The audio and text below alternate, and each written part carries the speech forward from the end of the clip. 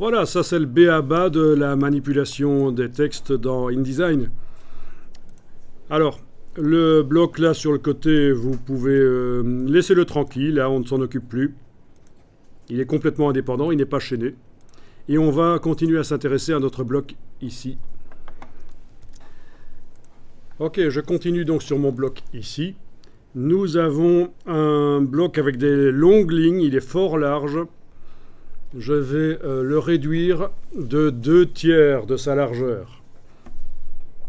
Donc, actuellement, le bloc est à 200... vous l'avez sélectionné avec la flèche noire? Sélectionnez-le avec la flèche noire déjà. Le bloc a une largeur de 271,6 mm. Il faut donc calculer, diviser cette valeur par 3 et multiplier par 2 et l'indiquer à cet endroit-là. Sauf que, dans les logiciels Adobe, les cartouches sont des calculatrices. Et donc, vous allez pouvoir faire toute l'opération ici, sans sortir votre calculatrice. Donc, votre bloc est sélectionné. On va indiquer déjà d'abord que la partie du bloc qui ne bougera pas, c'est la partie qui est à gauche. Vous avez ici quelque chose qui a l'air d'être décoratif, là pour rigoler, mais en fait pas du tout. Ce sont les points de référence. Vous devez enclencher à cet endroit-là n'importe lequel des 3 points de référence. Pourquoi n'importe lequel? Parce qu'en fait on ne va faire que modifier la largeur et donc le point de référence peut être n'importe lequel de ces 3-là. Ça va marcher. Ça indique quelle est la partie du bloc qui ne bougera pas suite au redimensionnement qu'on va faire. Donc la partie gauche du bloc ne bougera pas. Il va donc se redimensionner par la droite. Il va se rétrécir par la droite.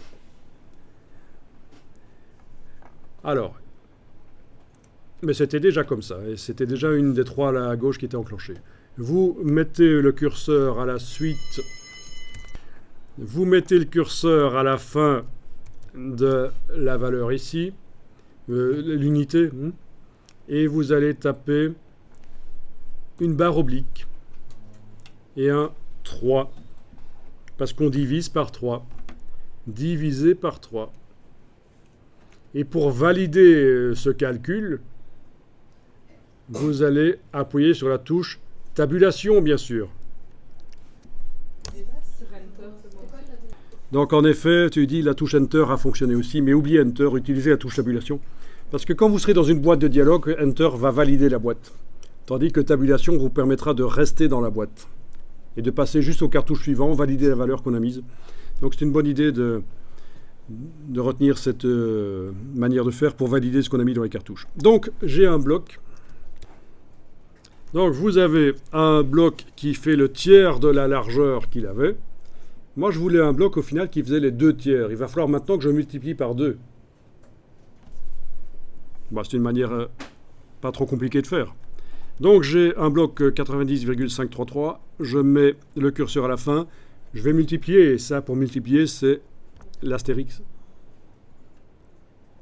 Par 2, je multiplie. J'avais dit par 3? Non, je multiplie par 2, là. Hein. Par 2. Astérix 2, touche tabulation. Et voilà un bloc qui a les 2/3 de ce qu'il avait à l'origine. Donc bien sûr, on aurait pu modifier la position de la poignée visuellement. Ça marche aussi. Mais ça me permettait de vous montrer qu'on peut calculer vraiment, si on veut diviser un bloc par 2, par 4, sa hauteur, sa largeur.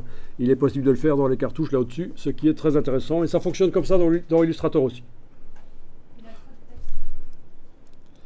Et bien sûr, on est en excès de texte, mais c'est pas grave, c'est du faux texte de toute façon, on ne s'en occupe pas.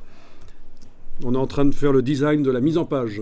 Pourquoi j'ai fait ça? Parce que je vais mettre une image sur la droite à un certain moment. Je vais mettre une image sur la droite et c'est intéressant de créer de l'espace.